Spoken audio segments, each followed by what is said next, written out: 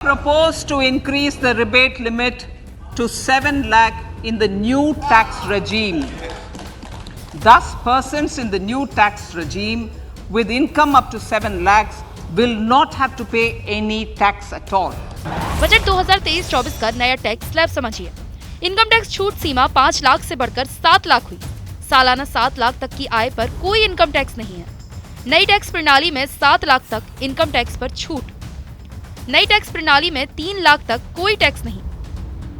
3 लाख से 6 लाख तक आय पर 5% टैक्स देना होगा।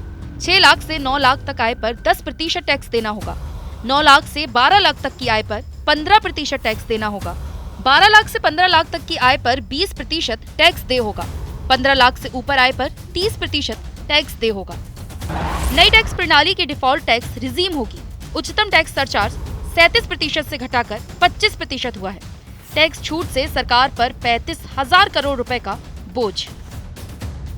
वित्त मंत्री निर्मला सीतारमण ने टैक्स धारकों को बड़ी राहत दी है। अब 7 लाख रुपए तक की आमदनी पर कोई टैक्स नहीं देना पड़ेगा। वित्त मंत्री निर्मला सीतारमण ने बजट में नया आयकर स्लैब पेश किया है। दरअसल लगातार आयकर में राहत देने की मांग की जा रही थी। ये सरकार का अगले साल होने वाले आम चुनाव से पहले आखिरी पूर्ण बजट है। दरअसल अभी तक 5 लाख रुपए तक आमदनी पर कोई आयकर नहीं देना पड़ता था, लेकिन अब इस कैप को सरकार ने बढ़ाकर 7 लाख रुपए कर दिया है।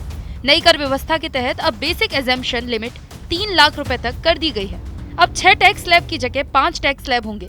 न्यू टैक्स रिजीम में 15.5 लाख तक की इनकम पर 52,500 रुपए स्टैंडर्ड डिडक्शन कर दिया गया है। Propose to increase the rebate limit to 7 lakh in the new tax regime. Thus, persons in the new tax regime with income up to 7 lakhs will not have to pay any tax at all.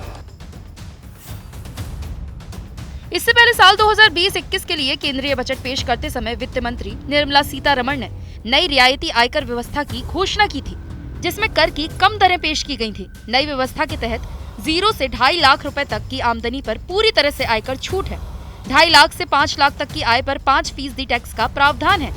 5 से 7.5 लाख रुपए तक की आमदनी वालों को 10% tax देना होगा। जिनकी आमदनी 7.5 लाख से 10 लाख रुपए तक है, उन्हें 15% टैक्स देना होगा। 10 से 12.5 लाख रुपए तक की आमदनी वालों को 20% टैक्स देना पड़ेगा। 12.5 लाख से 15 लाख रुपए की आमदनी वालों को 25% टैक्स देना होगा। वहीं जिनकी आमदनी 15 लाख से ज्यादा है, ऐसे लोगों को 30% टैक्स देना होगा। ओल्ड टैक्स स्लैब के हिसाब से 5 लाख तक की आय पर किसी तरह का टैक्स नहीं होता था। इसमें इनकम टैक्स अधिनियम की धारा 80 के तहत 1.5 लाख रुपए निवेश कर से छूट भी मिलती है। यानी इस टैक्स स्लैब में टैक्स पेयर को 6.5 लाख तक की इनकम पर कोई टैक्स नहीं लगता। पुराने टैक्स स्लैब के हिसाब से 2.5 लाख रुपए तक की आमदनी पर कोई टैक्स नहीं देना पड़ता।